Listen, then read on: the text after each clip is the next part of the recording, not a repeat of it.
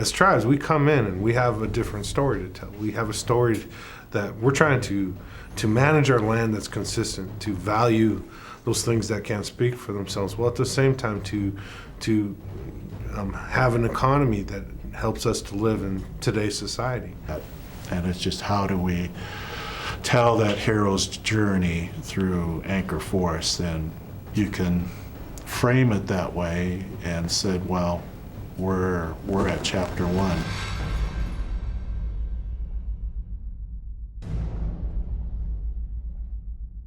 The land is the heart of Indian people. You know, we're tied to the land. We get our foods and our medicines and our materials to heat our homes and to build things, and I just think that's who we are. We've always been here.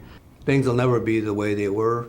We need to decide what is the base that we want our forest to look like and try to manage it accordingly then. And the tribe is very concerned about, wildfires coming from off the reservation, encroaching the tribe, or bugs and insects coming in. And the Anchor Forest is something that's going to allow us to manage over landscapes with tribal, with state, with federal, with private, and just manage the same way. And I'm really proud that some of the other agencies are willing to let the tribe take the lead on this type of management.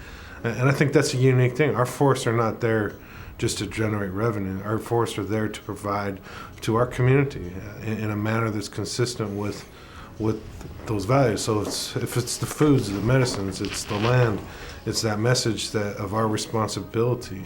That's the important part, is remembrance of our elders, and a remembrance even thinking of our future generation. What are they going to think of what we're doing today, is how it's going to affect them. Where are we going to be in the future? What are we really leaving for our children, our grandchildren, for the future?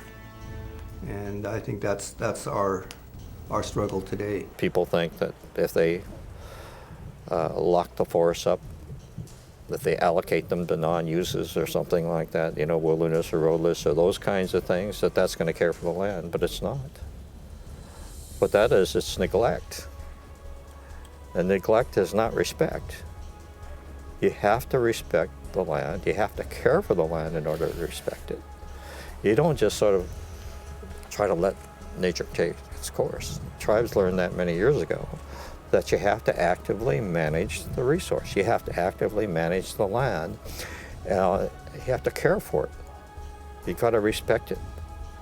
And you've got to take the actions that are going to preserve the benefits that you're trying and the values you're trying to sustain over the long term. So I think you could replicate what tribes are doing, at least in close proximity and adjacent to our lands, could be replicated to produce, managed stands that I think have a quality that most people are looking for. Stands that are relatively intact, that are somewhat contiguous, that provide clean water, wildlife, and an economic value.